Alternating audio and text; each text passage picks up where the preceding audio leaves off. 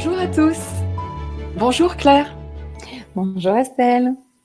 Et bienvenue dans notre nouvelle webconférence découverte. Aujourd'hui, j'accueille Claire Stride, qui est en direct avec nous depuis la France. Et nous allons parler d'intelligence émotionnelle. Et on va passer 1 heure ensemble à discuter donc de nos émotions et de solutions pour pouvoir se réaliser pleinement, être soi malgré toute notre complexité et nos spécificités. Alors, Exactement. je vais commencer par te présenter brièvement, Claire, et puis je te laisserai peut-être compléter sur ton parcours ou ton activité. Déjà, bonsoir à tous et bonjour à ceux qui nous regardent du Québec, par exemple. Donc, Claire Stride est consultante, coach, formée en neurosciences. Et puis, elle est également auteure, voilà. Elle aide les personnes à se réaliser pleinement. Et elle aide spécifiquement les personnes qui ont des particularités, des profils atypiques, des hauts potentiels, des hypersensibles, voilà, et toutes ces spécificités qui font que parfois on cherche notre place et qu'on peut mettre des années parfois à trouver notre place dans ce monde. Donc, il nous faut des personnes qui ont déjà fait ce chemin pour nous guider, pour nous aider et nous comprendre. Je dis nous parce que vous êtes peut-être nombreux à vous reconnaître aussi dans ce profil. Alors, merci d'être avec nous, Claire. Avec grand plaisir, je suis ravie de pouvoir venir parler de l'hypersensibilité, de ce qu'on va appeler la neuroatypicité et de parler effectivement aussi de l'intelligence émotionnelle par rapport à tout ceci. Tout est lié, vous allez le voir, et effectivement, voilà, c'est le but de tout ceci, c'est de vous permettre de vous épanouir en étant vous-même, en comprenant votre mode de fonctionnement et, j'allais dire, avec le cœur. Ça, c'est hyper important. Je vais dire hypersensible parce que je le vois écrit. C'est hyper important parce que voilà, on a tendance à beaucoup réfléchir, à essayer de tout rationaliser. Et là, moi, ce soir, je vais vous inviter tout de suite à tout déposer, à vous mettre en mode cocooning et à oser poser toutes les questions que vous voulez parce qu'on va vraiment aller dans votre cœur. C'est un sujet qui est intéressant à aborder dans le climat actuel par rapport à toutes ces tensions, ces conflits, ces confrontations qu'on peut vivre. J'en ai encore eu aujourd'hui sur ma page Facebook. On a tendance à être un petit peu, on dit la mèche est courte, et puis on va tout de suite, comme un instinct de survie, on est un peu en survie pour la plupart, en survie émotionnelle, on va tout de suite avoir besoin d'avoir raison ou de faire valoir notre vérité par rapport aux autres. Ça crée des tensions, parfois malgré nous. Et c'est donc un climat qui s'installe quand même depuis le début du Covid. Et tu as dû probablement orienter ton accompagnement aussi par rapport à cette réalité-là. Comment est-ce qu'on peut utiliser tes outils aujourd'hui par rapport à ce climat anxiogène ? Alors, je te remercie tellement de poser la question et on est passé par plein de phases émotionnelles. C'est très, très important déjà d'être en conscience de nos émotions. Si vous vous souvenez, quand tout ça, ça a commencé en mars 2020, on a l'impression que c'était il y a 10 ans, on a quand même eu un message fort du gouvernement qui nous disait qu'on était en guerre. Et ça, je sais pas vous, mais moi, j'avais jamais entendu ça me concernant dans mon pays et encore moins sur une logique de en guerre, mais contre quoi? Un truc invisible. Et là, au niveau de notre cerveau, c'est pas compréhensible, en fait. C'est-à-dire que on sait lutter s'il y a des intempéries. On a vécu des tempêtes. On sait faire au Québec. Vous êtes au top par rapport aux tempêtes de neige. Je suis en grande admiration sur comment vous pouvez gérer tout ça. Nous 3 flocons, on est foutus. On sait peut-être même se rassembler. On a malheureusement appris à vivre avec le terrorisme. Voilà, c'est des choses déjà, c'est dur, c'est éprouvant. Nos parents, grands-parents, arrière-grands-parents ont vécu des périodes de guerre, ont vécu plein de choses. Nous, la guerre en général, on la regardait à la télé et c'était tant mieux. Les grandes épidémies, on les regardait à la télé et on s'est tous fait des super films et des super séries où on s'est dit non, ça jamais on le vivra en fait. Black Mirror, c'est sympa. C'était quoi les virus, machin, tout ça. On se dit oui, c'est cool comme film, c'est nickel, pandémie, tout ça. Mais non, c'est bien, ça reste au cinéma. Sauf que c'est devenu réel.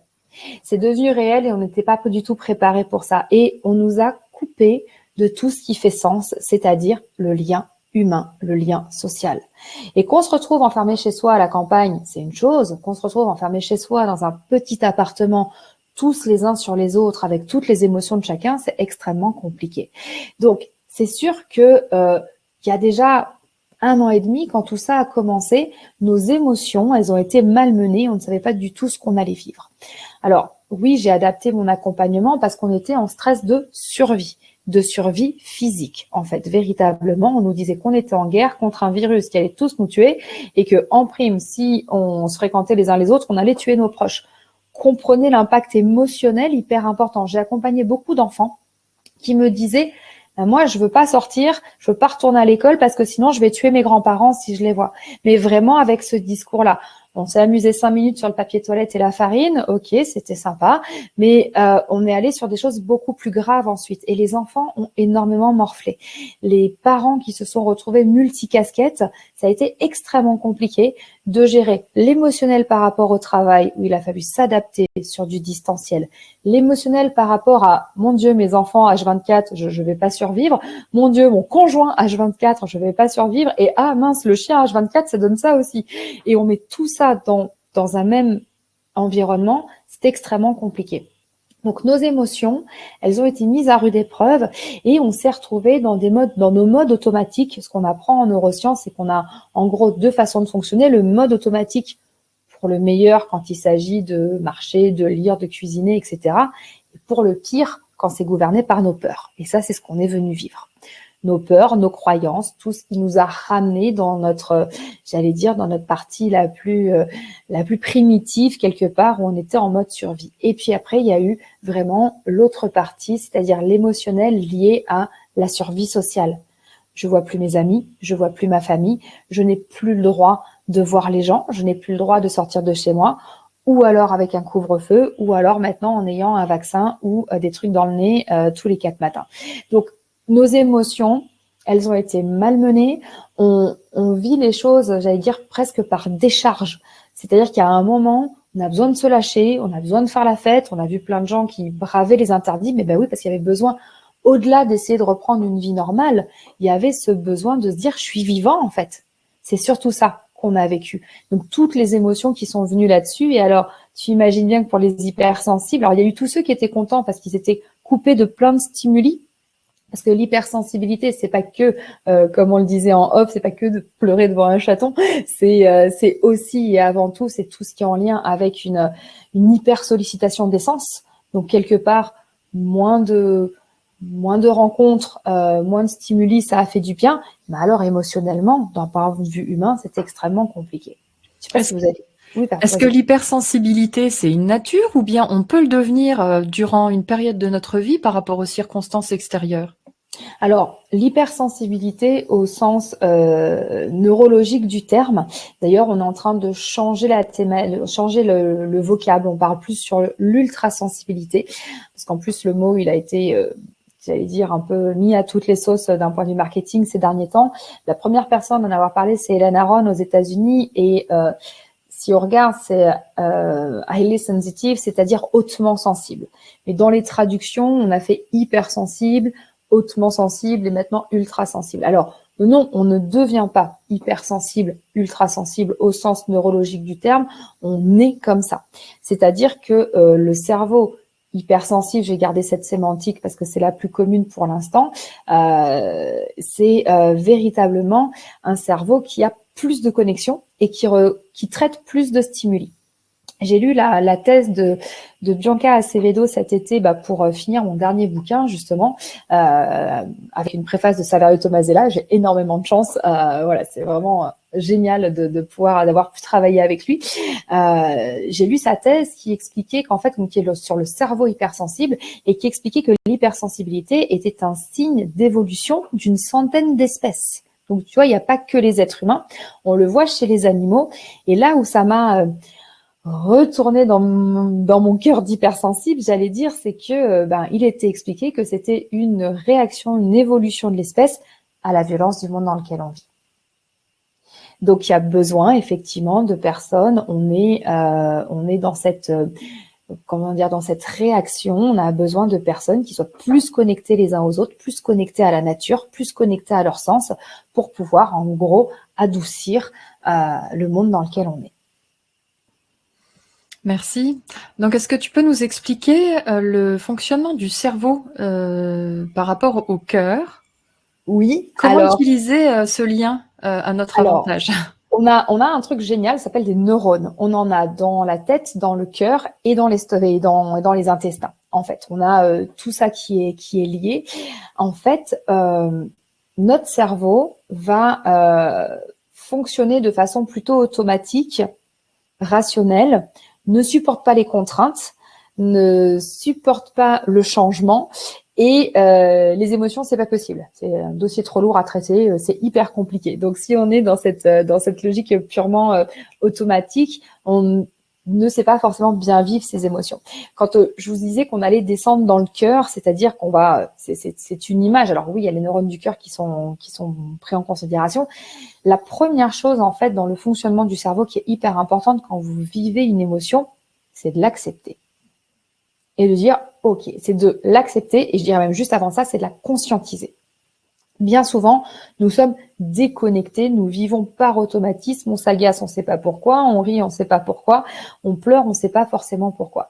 Et là, ce qui est hyper important, c'est vraiment de se dire, ok, je me mets en conscience de qui je suis et de ce que je vis. Et là, je m'observe en train d'avoir cette émotion. Rien que de commencer par ça, je suis en conscience que je vis cette émotion, ça va stopper le mode automatique dans mon cerveau qui va me faire râler, me faire pleurer ou même me faire rire sans que je sois consciente de tout ça. Et ça demande vraiment une très bonne connaissance de soi. Ça veut dire qu'on a déjà commencé à s'observer, à comprendre ses émotions, à comprendre ses réactions. Donc la première chose, c'est vraiment d'être dans cette conscience de qu'est-ce que je suis en train de vivre. Là, tout de suite maintenant, comment je me sens.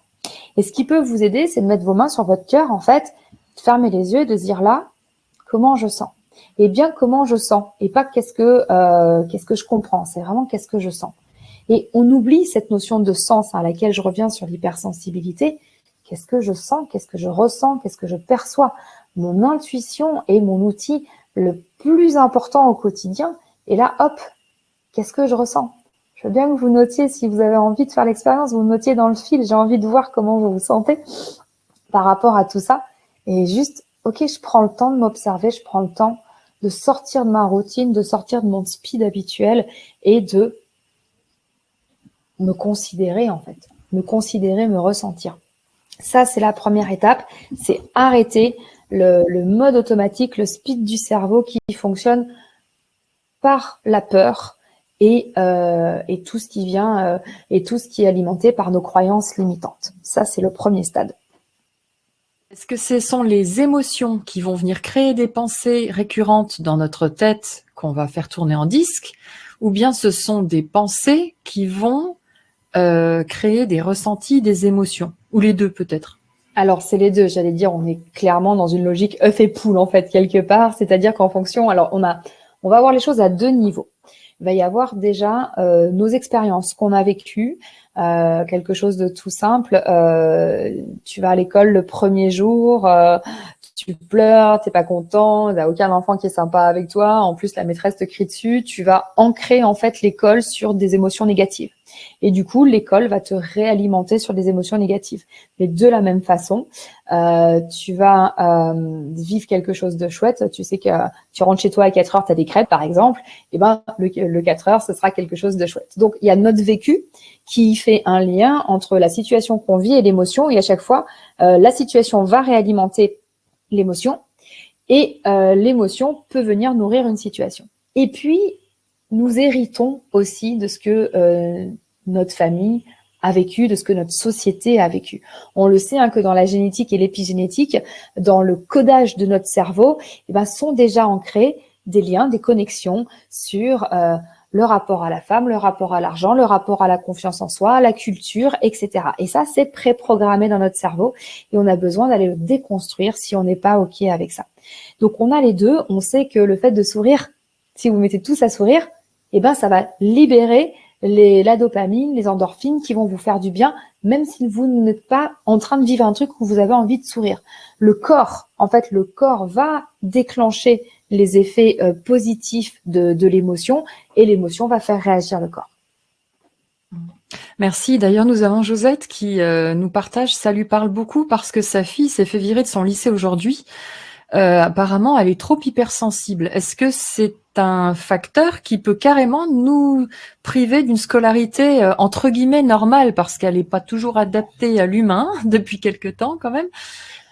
Alors oui, et je le vois à tous les niveaux. Je fais pas mal d'accompagnement famille et toute une équipe là-dessus. Et en fait, c'est très très souvent que j'allais dire le jugement, le retour qui est fait aux parents, c'est votre gosse il est trop sensible. Il supporte pas la violence, il supporte pas les remarques, il supporte pas ceci, il supporte pas cela. Son pull le gratte, la lumière le dérange, il est trop sensible. Va falloir qu'il s'endurcisse. Il y a encore ce message-là à l'école. S'endurcir. Ah Oui. oui. S'endurcir, qu'il prenne sur lui, qu'il fasse un effort, qu'il soit pas une chochotte. Je peux te donner tout le vocabulaire que j'entends au quotidien. C'est violent. C'est extrêmement Qu'il violent. rentre dans le moule, en fait, de ce qu'on attend de lui pour que ce soit maîtrisable et qu'il... Oui. Et dans un moule totalement genré, c'est-à-dire où le petit garçon, il est surtout pas censé pleurer, il doit être fort, et la petite fille, si elle pleure, bah, il faudrait qu'elle arrête de faire sa fillette. En fait, on est encore sur ces stéréotypes-là. Donc oui, il y a toujours cette espèce de fantasme de le gamin à l'école, il doit rester dans un coin, pas bouger, se taire, regarder bêtement le prof et avoir des bonnes notes sans faire trop de bruit, alors que la dynamique normale d'un enfant, ce n'est absolument pas ça. Un enfant a besoin d'être en mouvement, au moins jusqu'à 7, 8, 10 ans. On devrait faire cours dehors, sauter partout, et c'est comme ça que le cerveau de l'enfant se développe. Et dans la création de l'émotion chez l'enfant, parce que le cerveau qui gère les émotions, la partie limbique, paralimbique, elle n'est mature qu'à l'âge de 7 ans. Donc, toutes les frustrations, tout ce que l'enfant emmagasine avant, bah, tu vous rendez compte de l'impact que ça a sur sa vie émotionnelle et la construction de son identité et de sa confiance en lui. C'est extrêmement violent. C'est du formatage, c'est toujours ce poids terrible de la norme. Et alors, on parle de l'hypersensibilité, tu évoquais tout à l'heure les publics neuroatypiques. Je peux te dire que quand on est dyslexique, au potentiel, autiste, avec un TDAH ou des choses comme ça, mais c'est encore pire en fait. Parce qu'on ne fait pas les choses comme il faut. Est-ce que cette hypersensibilité qui semble être de plus en plus répandue ne serait pas finalement l'écart qui se creuse entre ce développement de conscience qui se produit chez l'humain et des normes qui restent, on va dire, celles des années 50 au niveau des structures, de la société, des mentalités, des cadres, hein, en tout cas? Alors oui, alors déjà, je vais me permettre de vous partager quelque chose de magnifique parce que mon regard est parti au loin. J'ai 3 chevreuils devant moi dans mon jardin et je veux vous partager ce bonheur d'avoir la nature qui se sent en paix chez moi et protégée et j'avais vraiment envie de vous partager ça. C'est ma bulle de bonheur en fait. Oh, merci. Et je t'en prie. On peut pas les voir, tu peux pas tourner la caméra. Non, ça me paraît compliqué, mais est-ce que c'est fréquent ou est-ce plutôt une synchronicité? Ouais, là on est en pleine lune, on est sur tout ça, voilà, ils viennent, j'allais dire ils viennent quand c'est important, et c'est ça qui est chouette. Entre parenthèses, mon animal totem est le cerf de Virginie, donc on n'est pas loin. Bon bah tu vois, je pense qu'ils sont venus te saluer. Pour répondre à ta question, oui. On sait que Hélène Aron, donc qui est la pionnière sur le sujet, estime qu'il y a entre 20 et 30% de personnes qui sont hypersensibles au sens neurologique du terme, et beaucoup l'ignorent. J'ai beaucoup de personnes qui se découvrent hypersensibles, mais parce qu'en fait on ne sait pas vraiment l'évaluer.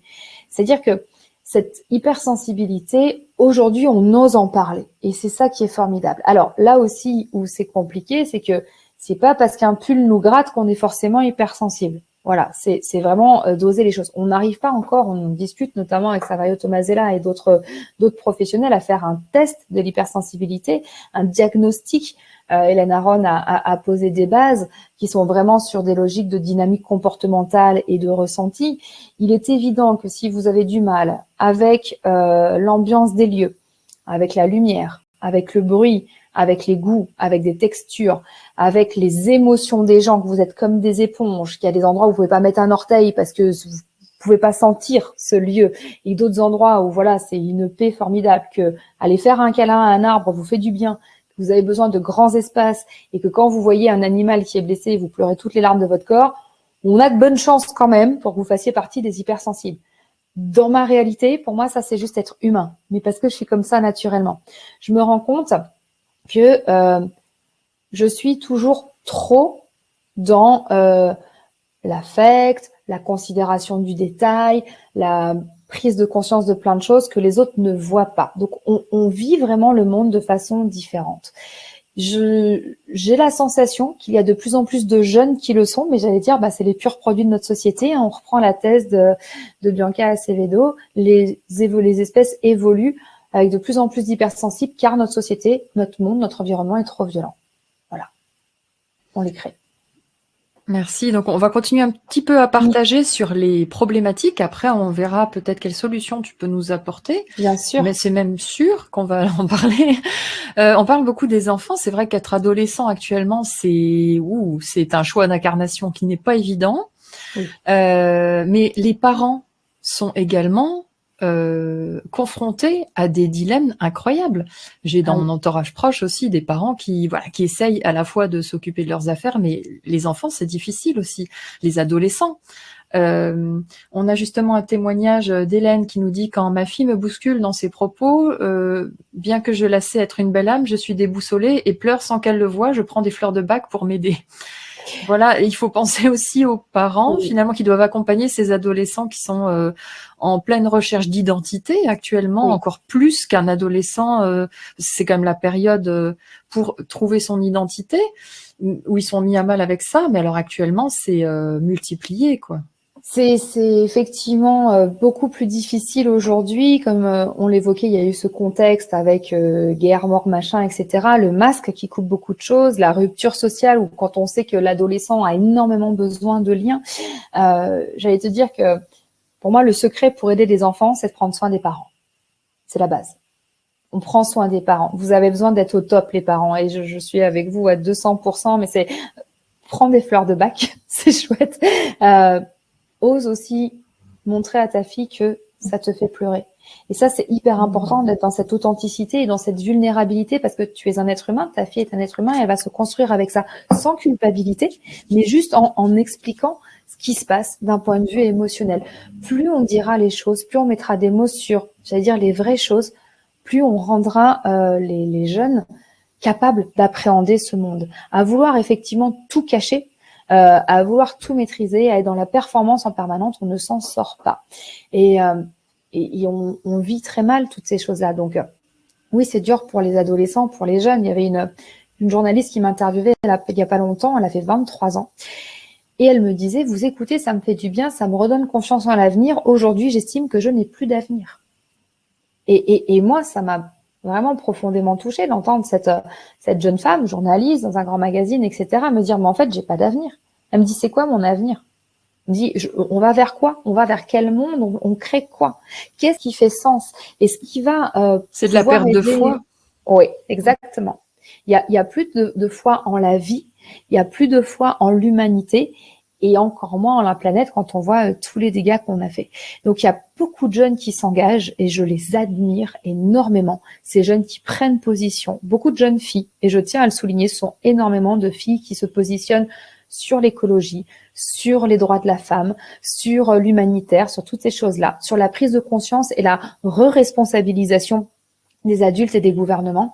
Et en fait, par rapport à tout ceci, oui, pour aider les ados aujourd'hui, déjà, vous, adultes, prenez soin de vous et soyez complètement OK avec le fait de ne pas avoir les réponses.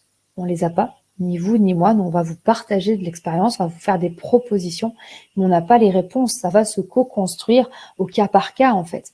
Mais soyez dans ce dialogue, soyez dans cette authenticité, dans cette voilà, je fais de mon mieux, voilà ce que je peux faire pour toi. Toi, qu'est-ce que tu en penses et comment on avance?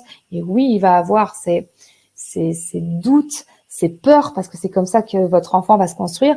Vous avez les autres. Partagez, dites ce que vous avez vécu, c'est hyper important. Le fait que le parent ose exprimer sa vulnérabilité à l'enfant, est-ce que ça n'aide pas aussi l'enfant finalement à se construire émotionnellement et à sortir de lui-même? Totalement. Et puis ça sort aussi, j'en reviens au message stéréotypé qu'on a à l'école ou dans les institutions. Oui, mon super papa ou ma super maman, il peut pleurer. il peut se sentir désemparé, il peut se sentir dépassé, et c'est pas pour autant qu'il est minable en fait. Et c'est ça qui est hyper important, c'est casser cette image de être fragile, c'est être nul. Tu vois, c'est vraiment j'aime cette logique d'éloge de la faiblesse, d'éloge de la fragilité, parce que encore une fois, moi, mon chemin de vie m'a appris que ma plus grande force, elle est dans ma vulnérabilité. Est-ce qu'on peut retracer l'origine de cette mentalité de justement de ne pas accueillir l'émotion, d'être absolument dans le contrôle? Est-ce que tu as pu établir quand est-ce que ça s'est instauré? Depuis le départ, en fait.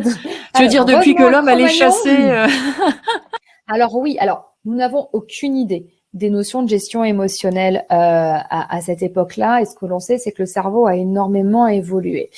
L'émotion, vous le comprenez, c'est une histoire de communication. On ne sait pas comment ça communiquait à l'époque.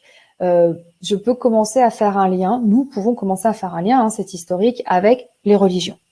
À partir du moment où les religions monothéistes ont posé des dogmes et des comportements, où on a diabolisé le corps, changé la logique d'amour, etc., où on a fait ce système patriarcal, alors que je suis convaincue que c'était une femme, Dieu à la base, mais bon, on en reparlera une autre fois, voilà, où on a fait ce système sous un patronat d'hommes forts, puissants, qui va chasser, qui ramène à bouffer, qui va travailler, etc., et où on a fait de la femme une mineure, et c'était foutu. Dans la Grèce antique, moi je veux bien, mais la Première République, les femmes étaient considérées comme des mineures, elles n'avaient pas le droit de voter. Donc à partir du moment en fait où la femme a toujours été considérée comme inférieure à l'homme, et que c'est la femme qui exprime les émotions plus facilement que l'homme parce qu'elle a plus d'hormones pour ça, eh ben, il y a eu une vraie différence. On a toujours attendu que l'homme soit fort, soit guerrier, etc. Il y a des cultures où c'est différent, mais il y a souvent eu cette suprématie en fait masculine sur la force. Et au lieu de trouver un équilibre comme ça s'est fait dans certaines sociétés, un équilibre yin-yang, etc., on a été dans la confrontation et la domination. Et à partir du moment où tu domines, tu peux pas pleurer en fait. Tu peux être en colère, mais sans le dire et sans avoir tort, mais tu peux pas pleurer. Et tu fais encore moins de câlins. J'entendais encore aujourd'hui un adulte me dire, mais moi, mon père ne m'a jamais pris dans ses bras, ne m'a jamais dit qu'il m'aimait, et on parle de gens qui ont 30 ans. Donc, on tait les émotions parce qu'elles sont, mises dans, j'ai perdu le mot, reléguées à tout ce qui est féminin, donc à tout ce qui est faible, et on reste convaincu que la performance est chouette. Il y a eu un moment dans l'histoire, je crois que c'est XVIIe siècle, où on était sur, mais alors, pareil, société élitiste, noblesse, sur l'archétype du gentilhomme, de l'homme parfait qui était sensible, sensible aux arts, sensible à tout ça, mais c'était une toute petite tranche de la société cultivée, connectée aux arts, et où effectivement, j'avais dit, l'archétype du gentilhomme était sensible, mais c'était pas du tout ce qui était prôné en fait. Ça n'a pas duré longtemps d'ailleurs. Alors Sonia nous demande, est-ce que l'hypersensibilité a un lien direct avec la douance? C'est-à-dire, est-ce que le haut potentiel est forcément hypersensible? Non, il ne l'est pas forcément. Par contre, on a à peu près, alors j'ai plus on n'a pas vraiment de pourcentage en tête, on n'est pas tous d'accord là-dessus, mais en gros, on va dire c'est à peu près 2 tiers, 1 tiers. Ça dépend comment c'est vécu. C'est-à-dire, comme on a plus de neurones, forcément, on capte plus d'informations, mais c'est pas forcément avec l'hypersensibilité. Vous avez des hauts potentiels qui sont totalement froids, cartésiens, et qui sont pas forcément en interaction avec les gens. Il y a une différence aussi entre les personnes introverties et extraverties, voilà. Donc il y a beaucoup, vraiment bien le vivre quand on ne sait pas en tirer tout le potentiel. En fait, la vie est hyper compliquée. Donc j'allais dire, peu importe votre QI, ce qui compte, c'est que vous soyez en phase avec vous-même, que vous vous aimiez tel que vous êtes, que vous déployez votre plein potentiel dans plein d'autres choses que le côté cognitif. Il y a la créativité, il y a plein de choses, il y a plein d'états de conscience modifiés à aller visiter. Et franchement, le QI, je me permets de dire, on s'en fout. Voilà. Super. J'adore. Le QI, on s'en fout. J'aurais dû commencer par cette citation sur les réseaux sociaux. Voilà. Bon, je pense que c'est la fin de ma carrière, mais bon, ou le début d'une autre. Est-ce que en 2 mots, tu peux nous dire justement, puisque aujourd'hui tu fais profiter tout le monde de tes expériences personnelles, quelles sont, on va dire, quelle est ta liste de spécificités, d'expériences personnelles qui t'ont amené aujourd'hui à pouvoir avoir ce partage finalement? Alors, bonne question.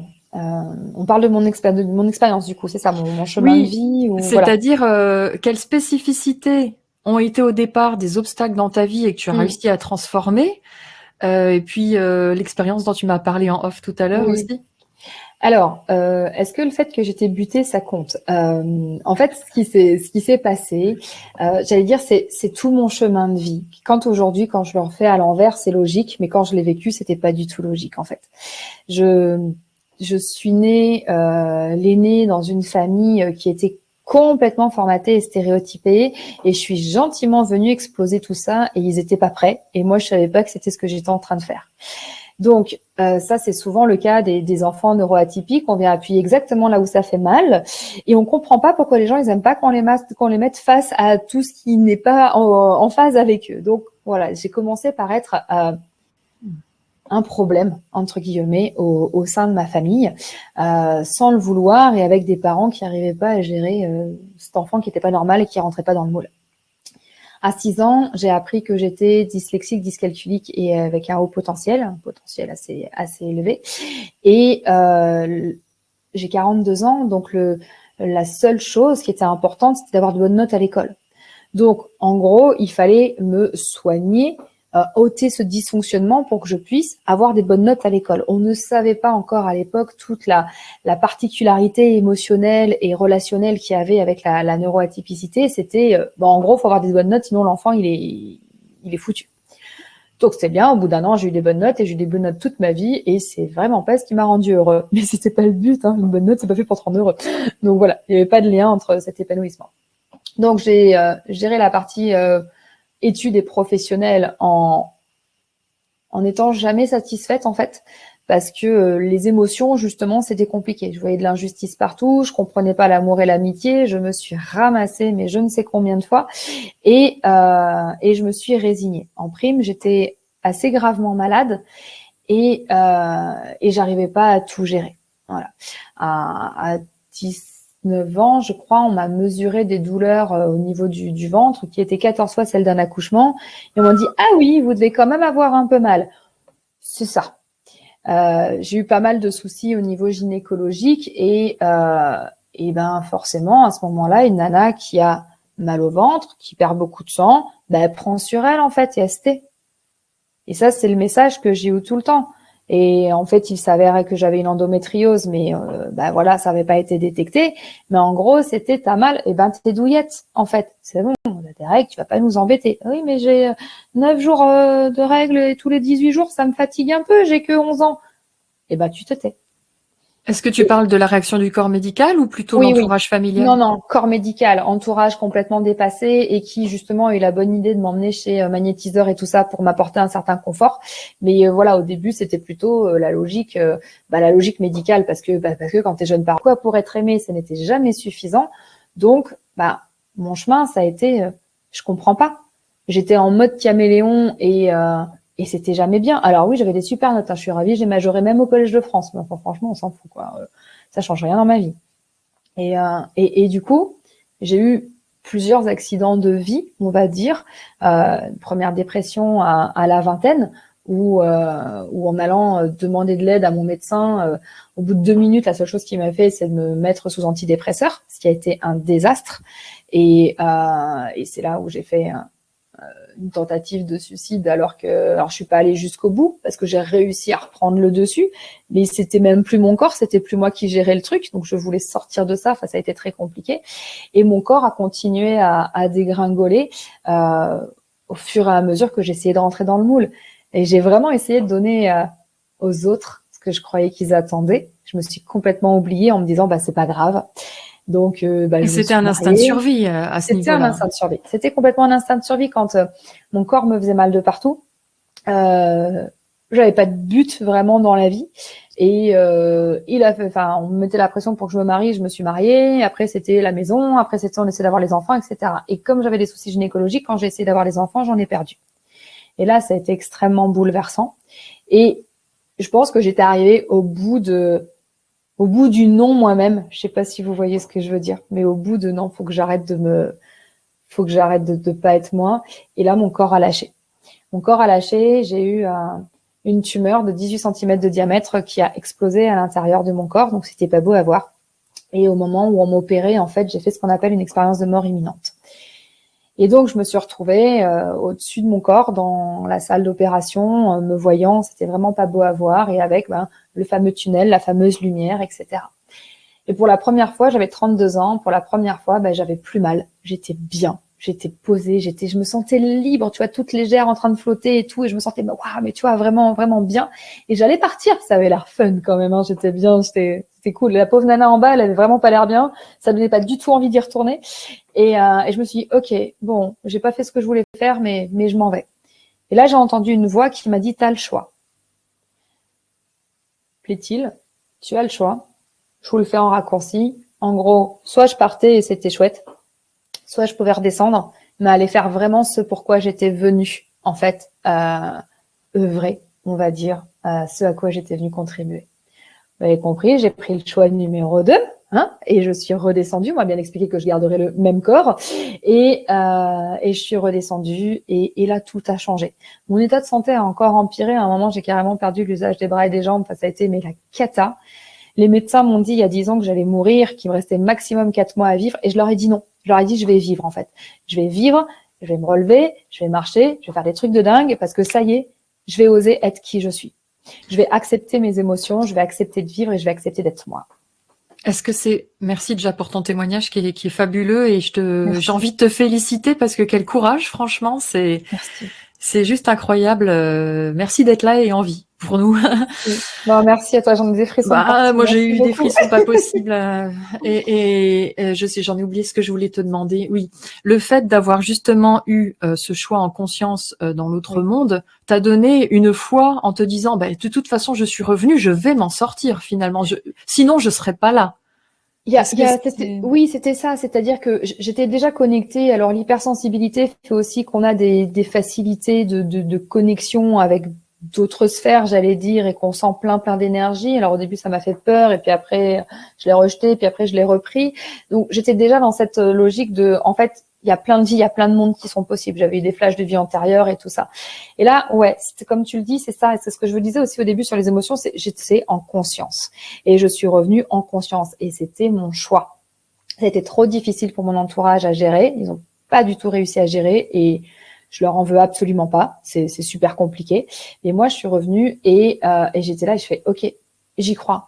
J'y crois que je vais m'en sortir. J'y crois que je vais réussir à faire quelque chose. Et pour une fois, je vais prendre soin de moi.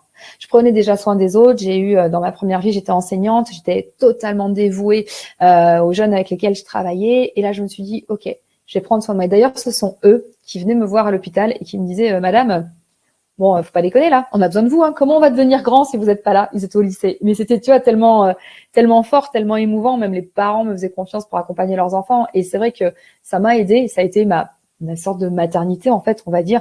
Et quand je suis revenue, cette renaissance m'a permis de dire, ok, maintenant je vis ce pourquoi je suis venue. Et donc ça fait 10 ans que tous les jours, grâce à la pleine conscience et grâce à la reprogrammation de mon cerveau, je suis en vie. Si vous me faites des analyses, je mets de l'énergie dans mon corps, et je booste mes cellules, et c'est un truc de malade parce que je fais des choses que j'ai jamais fait. Je suis toujours là, j'avance, et alors oui, j'ai toujours un peu de bide et machin, voilà, on n'arrive pas à tout reprogrammer. Je pense qu'il va quand même falloir faire du sport à un moment. Mais c'est ça qui est magique, c'est que je me sens pleinement moi. C'est pour ça que j'ai appelé ma chaîne YouTube comme ça. Je me sens ici, maintenant, ancrée à la juste place. Il y a plein de choses qui ont été bouleversées dans ma vie, mais qu'est-ce que je me sens bien, quoi. Et si je peux le faire, vous pouvez tous le faire, parce que franchement, c'est un truc de fou. Avoir confiance en soi et se dire qu'on a de la valeur, que ouais, notre vie, elle est importante, et qu'elle sert à quelque chose, qu'elle contribue à un tout, à cette magie de la vie, de la connexion, etc. Ça change tout. Alors, c'était un beau message d'espoir pour des personnes qui, éventuellement, seraient au stade de vivre ce que tu as vécu avant et que tu as dépassé.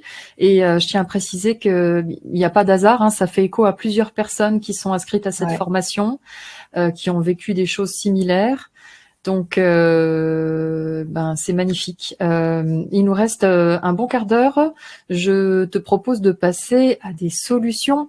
Alors, Virginie demande comment on peut reprogrammer son cerveau. Alors, ça prend 30 jours. Alors, oui, déjà, reprogrammer et pas manipuler, on est bien d'accord. Reprogrammer son cerveau, par exemple, c'est comme moi quand on me dit, non, vous n'allez pas vivre. Si, je vais vivre. On va prendre le cas de la confiance en soi ou le cas d'être débordé par la colère, par exemple. Reprogrammer son cerveau, c'est changer sa réalité. Je vous disais tout à l'heure qu'on a des liens entre des situations et des émotions. L'idée, c'est d'aller changer ça dans le cerveau. Pour reprogrammer son cerveau, en fait, on va se créer un mantra, une phrase positive. C'est hyper important qui vous engage. Par exemple, je m'aime tel que je suis. Je m'aime tel que je suis légitime dans ce que je fais, j'ai ma juste place. Pour prendre ce genre de choses, c'est ce sur quoi je travaille le plus avec les personnes que j'accompagne. C'est une phrase que vous allez vous dire minimum pendant 30 jours, 3 fois par jour, et vous allez créer une nouvelle réalité. On sait que la pensée est créatrice.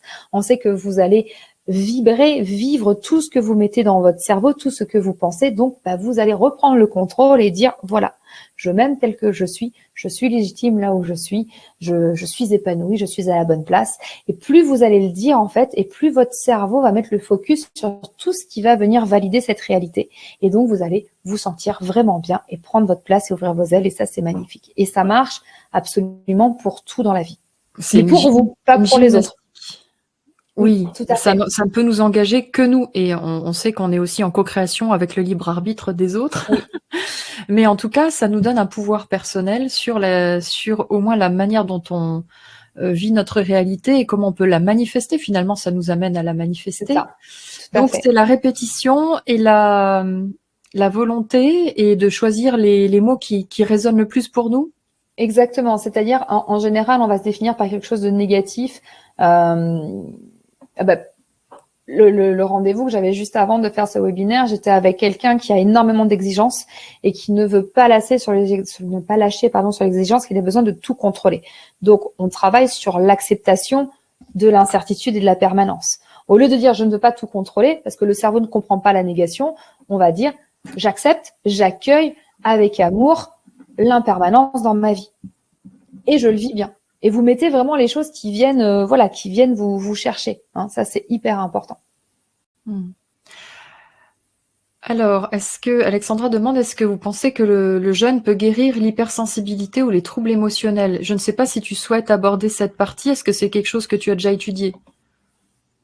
Alors oui, j'ai beaucoup travaillé avec des naturopathes. On va pas guérir de l'hypersensibilité, on va apprendre à bien vivre avec, ce qui est complètement différent. Et j'insiste là-dessus, et même pour les personnes neuroatypiques, nous ne sommes pas des problèmes à résoudre. Nous sommes des fonctionnements à découvrir et à apprivoiser. C'est hyper important. Le jeûne, en fait, ça dépend comment votre corps va le vivre. On sait que le jeûne a un gros impact sur les émotions, mais ça dépend à quel moment de votre vie vous en êtes pour vivre ça. Ça va pas être la solution, ça peut être une expérience et voir ce qui en ressort. Placez votre, en début de jeûne, vous posez votre intention et vous vous dites, voilà, ce jeûne va me permettre de vivre ça, ça, ça et ça, ou alors d'aller en profondeur dans mes émotions, et c'est OK. Moi, cet hiver, j'ai voulu vivre pleinement une émotion qui était profondément ancrée sur la tristesse et la souffrance par rapport à la logique de création de famille étant stérile, et j'ai pleuré et je suis allée dedans pendant 4 semaines. Alors maintenant, qu'est-ce que ça va bien? Mais j'ai osé aller dedans et j'ai dépassé le truc. Donc, ne pas hésiter à plonger dans l'émotion plutôt que de l'éviter.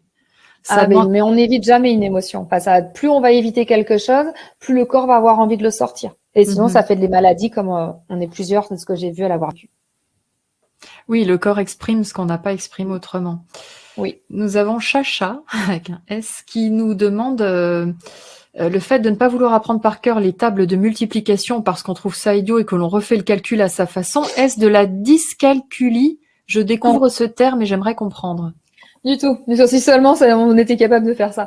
La dyscalculie, en fait, on confond les chiffres. Moi, je confonds les 3 et les 8, les 4 et les 7 et les 6 et les 9.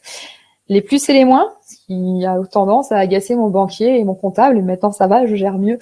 Non, la dyscalculie, c'est qu'on a du mal à retenir un code bancaire. Vous me donnez rendez-vous au 74 de la rue machin, je vais être devant le 47. Enfin, voilà, c'est vraiment, on mélange, c'est de la dyslexie adaptée aux chiffres. En fait, on mélange la réalité des chiffres. Les nombres ont un peu leur propre vie, en fait. Voilà. Donc, c'est pas le fait de pas vouloir apprendre une table de multiplication. Là, on serait plus sur quelque chose qui pourrait relever d'une certaine douance. Le fait de faire autrement que ce qui est imposé avec sa méthode à soi qu'on trouve plus rapide et plus intelligente. Merci beaucoup. Est-ce qu'on pourrait aborder quelques émotions qu'on qualifie de négatives pour voir comment on peut les dépasser? T'es d'accord? Bien sûr, avec grand plaisir. N'hésitez pas à en proposer, vous qui suivez la conférence en direct.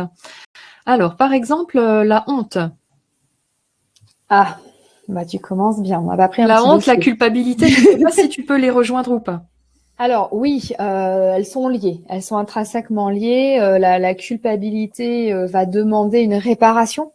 Hein, ça, c'est très, très important. La honte, c'est le poids du jugement de l'autre ou de notre propre jugement sur nous-mêmes par rapport à ce qu'on a fait ou pas fait.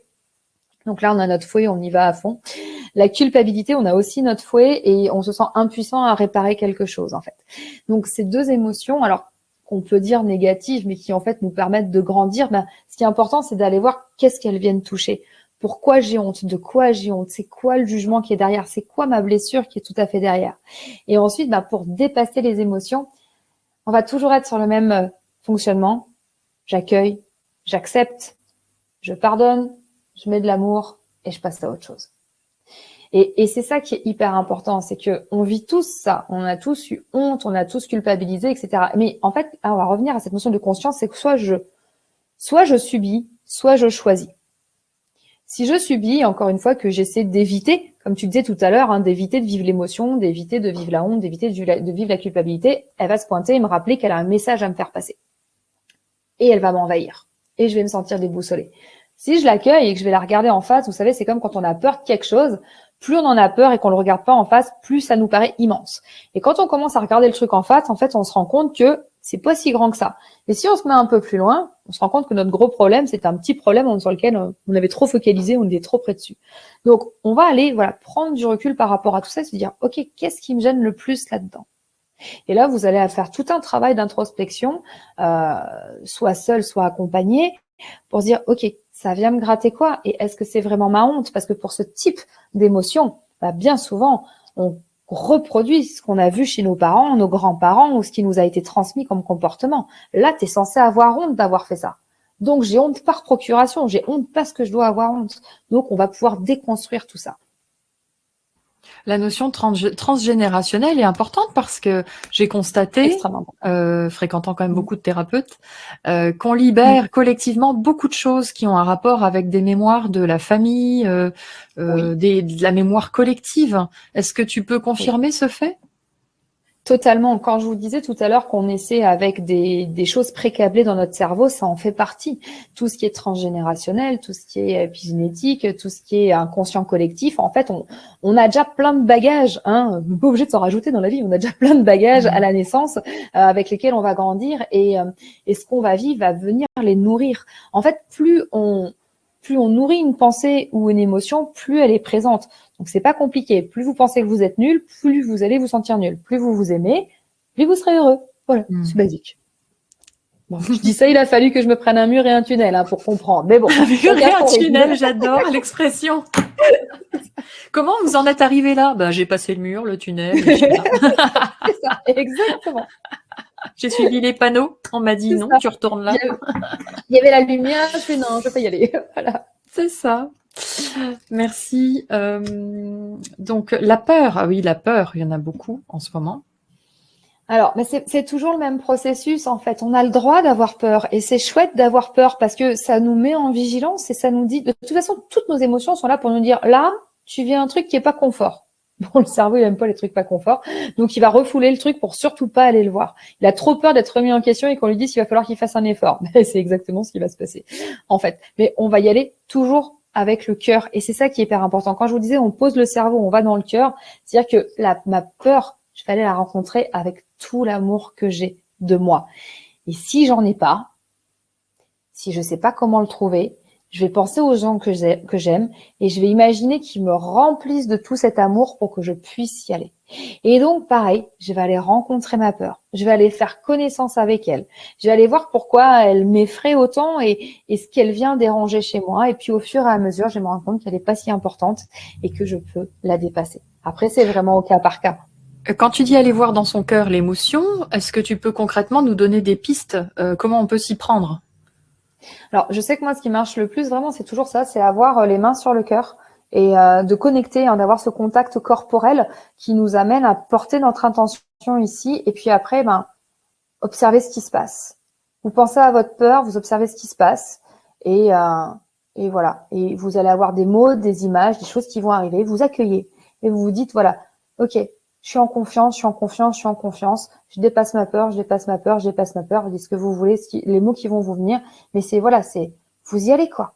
Vous y allez, vous le valez bien. Bon sang, mais c'est hyper important. Ça, si vous le faites pas, personne va le faire à votre place.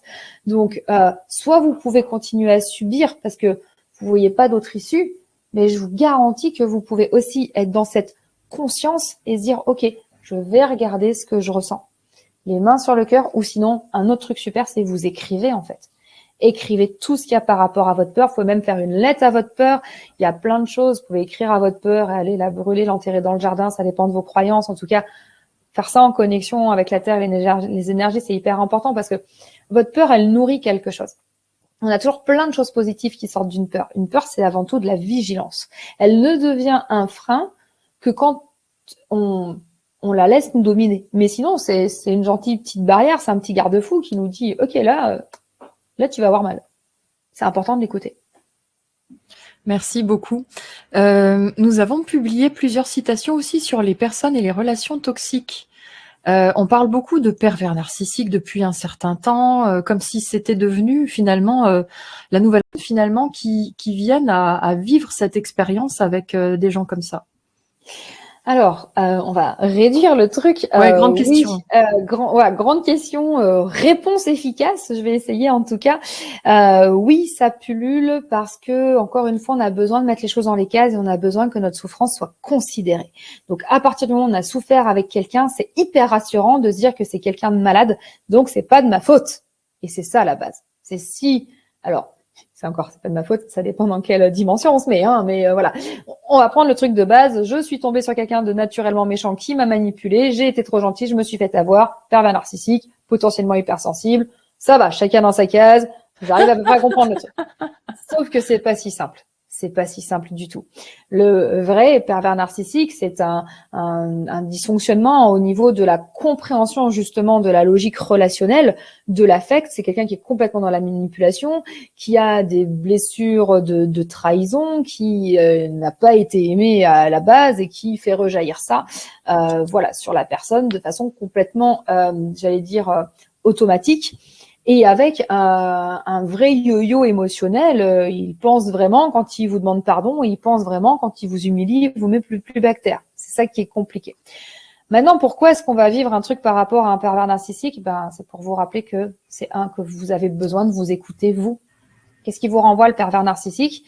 Il vous renvoie que vous êtes nul, en fait. Un coup, il vous met sur un piédestal et le lendemain, il vous démolit. Qui va décider ce que vous valez? C'est vous. Toutes les personnes que je connais et que j'accompagne qui sont dans ces situations-là sont des personnes qui n'ont pas d'estime d'elles-mêmes, qui attendent des autres d'être valorisées et qui cherchent, notamment chez l'homme, c'est plus rare chez la femme, il y a des femmes perverses narcissiques ou manipulatrices, mais qui vont chercher chez l'autre cette reconnaissance qu'ils n'arrivent pas à se donner. Et plus on galère, j'allais dire, ce que certains vivent avec des pervers narcissiques, c'est ce que moi j'ai vécu avec la maladie, c'est exactement la même dynamique. Moins on pige le message, plus on nous le remet dans la tronche. Voilà, l'univers passe son temps à nous dire, ok, là t'as une leçon à apprendre, t'as pas pigé, attends, je t'envoie un autre exercice, t'as vraiment pas pigé. Ça va très vite, ça va de plus en plus fort. Donc c'est ça qui est hyper important, c'est que si vous avez vécu des choses comme ça, en fait le message c'est aimez-vous. Aimez-vous et affranchissez-vous du regard de l'autre, du jugement de l'autre. Vous le valez bien, c'est hyper important.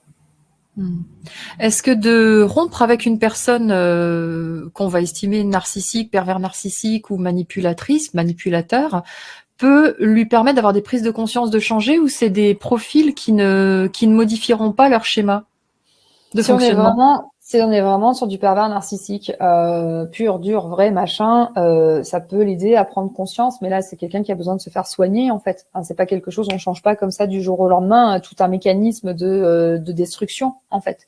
Donc, ça peut l'inciter à changer, mais bien souvent, c'est comme nous par rapport à nos peurs, on va choisir la facilité et hop, il va retomber dans un schéma. Ils sont pas heureux, hein, en fait, faut pas croire. Hein, voilà, c'est hyper compliqué pour eux aussi, hein, de vivre ça. Donc, et là encore une fois, faites les choses pour vous, pas pour l'autre. C'est hyper important de prendre soin de vous.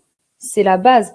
J'allais dire, quand vous êtes dans ce type de relation, vous pouvez pas sauver l'autre. Voilà, vous pouvez pas sauver l'autre, vous pouvez pas l'aider, machin, etc. C'est vous vivez votre vie. Vous vous détachez de l'emprise qu'il a sur vous et vous vivez pleinement votre vie et vous vous aimez. Et comme ça, ces gens-là ne viendront plus vous voir. Un pervers narcissique vient parce qu'il voit qu'il peut complètement vous annihiler, vous couper du monde et vous mettre dans de la dépendance affective. Merci. Tu as bien synthétisé parce qu'on a très peu de temps. On arrive à la fin de notre rencontre, donc je te remercie pour ce partage. Martine dit, on a une lumière qui attire, il ou elle, hein, je rappelle, hein, va s'en saisir, mais dangereux pour lui car ne peut être généreux et cela est à détruire pour lui. Bon, j'ai pas tout. C'est une interprétation. Oui. Alors, oui et non. C'est pas parce que vous êtes lumineux qu'il va venir vous éteindre. C'est parce que vous êtes manipulable. Hein. Et ça, voilà, on est plein de gens à être lumineux et on va pas attirer tous les pervers narcissiques. Un pervers narcissique va venir vous voir parce qu'avant tout, vous êtes fragile. Et c'est peut-être dur à entendre, mais je veux dire, j'ai tellement souffert avant que je peux vous dire que j'étais aussi dans ces situations-là. Regardons-nous en face. Oui, il vient me voir parce que je m'aime pas. J'aime les autres, je donne tout aux autres, mais je m'aime pas et je m'aime pas suffisamment. Je vais lui accorder beaucoup trop d'importance et il va décider de ce que je vaux. Et ça, c'est pas possible. Martine dit que c'est relatif à un manque d'attachement très tôt pour la personne dans sa tendre enfance. Oui, ça peut, tout à fait. Alors, on peut aller sur les 5 blessures, etc. Mais effectivement, quand je disais qu'il a manqué d'amour, c'était ma façon simplifiée de dire qu'effectivement, il n'avait pas forcément créé le lien, et notamment avec le parent de sexe opposé par rapport à son développement neuroaffectif. Merci.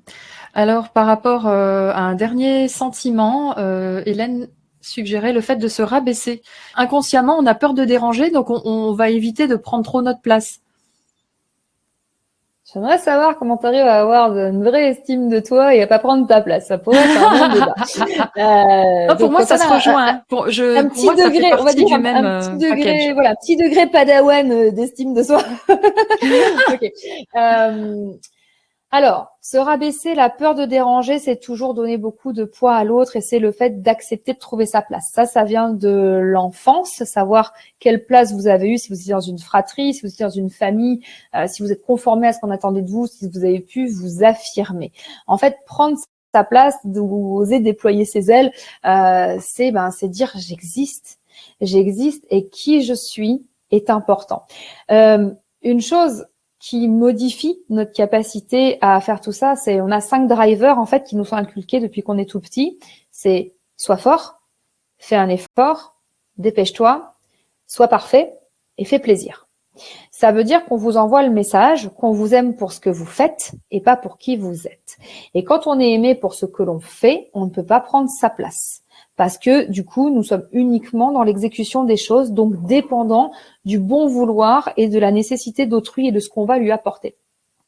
Quand on nous aime pour qui nous sommes, c'est-à-dire que peu importe que vous ayez des bonnes notes ou pas, que vous ayez réussi la compète de machin ou pas, on vous aime, et ben là, vous pouvez prendre votre place parce que vous n'avez rien à prouver. Et nous nous rabaissons parce que nous avons été rabaissés et que c'est le message qu'on nous a transmis. Et nous avons du mal à ouvrir nos ailes parce qu'on nous a dit qu'on n'avait pas le droit, en fait. Et c'est ça qui est hyper important, c'est de se dire, si, j'ai le droit, je suis qui je suis, je m'aime tel que je suis, pour qui je suis et pas pour ce que je fais. La différence fondamentale, pour moi, elle est vraiment là-dedans. Merci beaucoup. Est-ce que c'est un message qui vient plutôt du père, de la mère, ou c'est indifférent ?